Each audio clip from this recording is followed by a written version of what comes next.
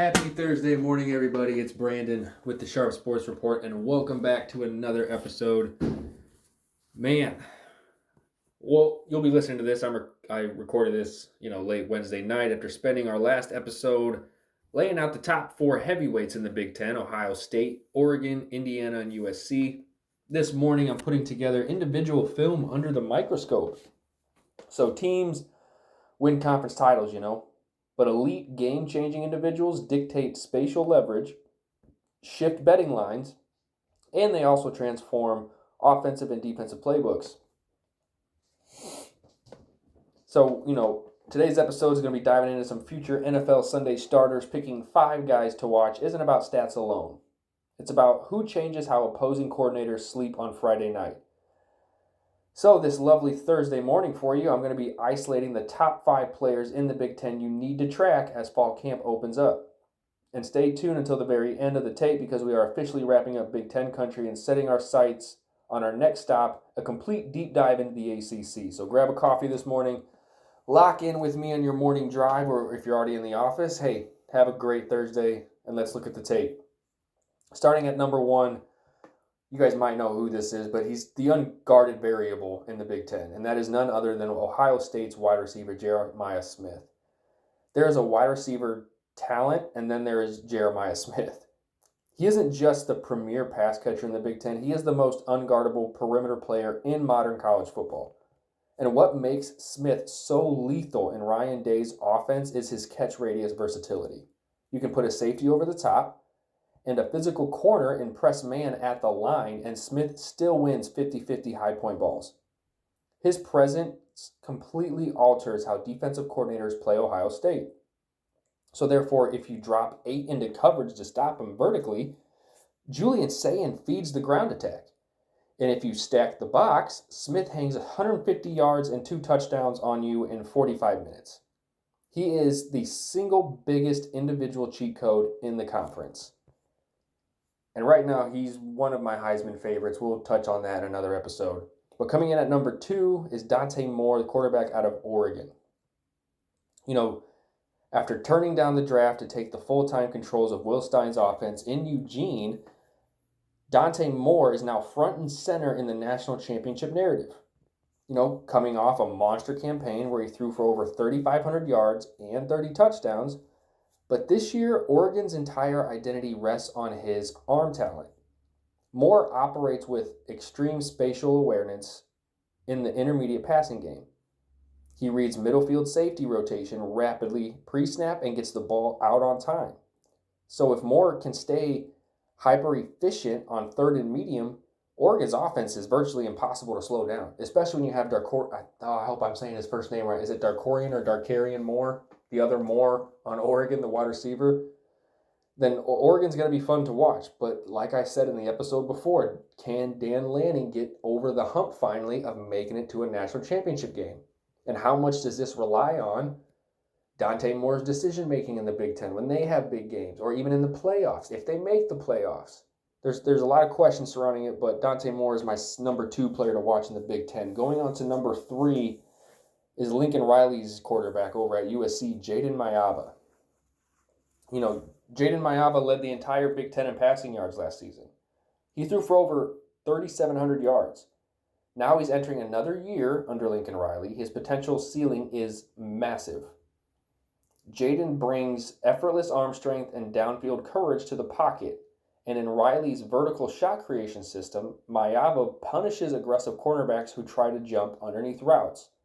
So he can trim down 2 or 3, turnover-worthy plays in tight second-half games. Then Maiava, puts himself in the driver's seat of the USC offense and then pushes them right into playoff conversations over there in Southern Cal. I think last year the whole question surrounding USC wasn't really their offense, it was their defense. Their defense could not stop a damn thing. But now the rumors are USC actually has a pretty decent defense now that can maybe stop some big plays. And now another year with Jayden Maiava under Lincoln Riley's helm. I mean, maybe we see some fireworks coming out of Southern Cal again. Maybe USC's on the comeback. We don't know. But he's my number 3 person to watch here in the Big Ten. Going on to number 4, we're going back to Eugene, and this is none other than Oregon linebacker Devon Jackson. Jackson is stepping into the featured full-time linebacker role in Dan Lanning's defense. And sitting at 250 pounds, running a verified 4.3 40, Jackson is a modern defensive coordinator's dream. He erases perimeter screen passes, blitzes through A-gaps with terrifying speed, and drops into seam coverage without giving up leverage. And in a conference that demands physical trench play, Jackson provides Oregon with a sideline-to-sideline defensive weapon that erases mistakes. So there you have it. You've got two Oregon guys that I want you to look out for this year. I think this Devon Jackson is going to be the real deal. You know, just a 4.3 speed defensive machine out of Eugene on the defensive side. It's going to be great to see him go up against the Ohio States, Bo Jackson, and just some other elite running backs in the Big Ten. And, you know, just like the Big Ten is always known for, gritty run game, just, you know, getting in the trenches.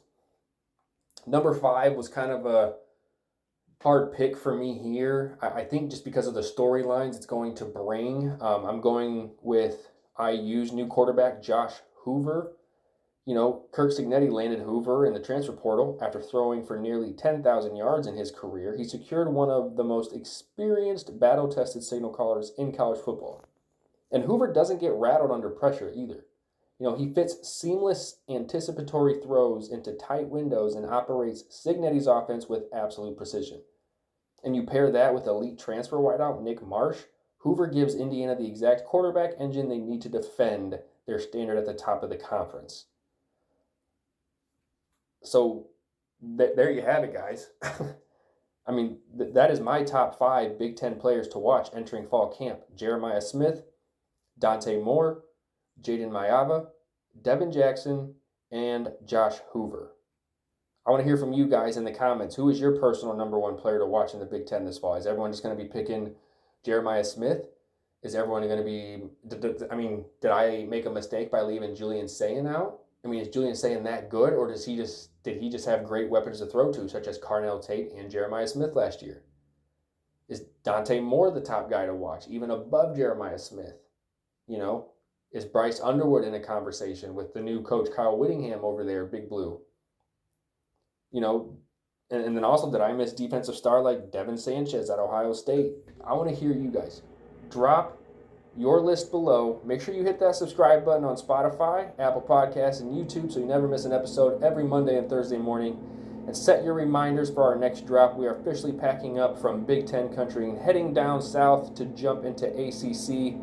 We'll be breaking down Mario Cristobal's Miami, Clemson's rebound path, and Florida State's new look squad. But I appreciate you guys starting your Thursday morning drive with me. Guys, we have football tonight, by the way. Hall of Fame game. Cardinals, Panthers.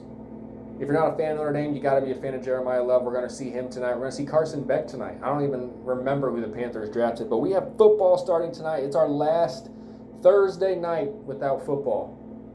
Our last Thursday night, soak it all in. This coming Saturday, we are now 3 Saturdays away from college football, guys. We are right there. We are right there from waking up on a Saturday morning at about 9 o'clock, having that cup of coffee, making some bacon and eggs, throwing on College Game Day, getting the grill ready. Whew, we're right there, fellas and ladies. I apologize, did not mean to make this just a man thing, but hey, stay locked to the tape, stay disciplined, and I will catch you guys on the next episode. Peace and love.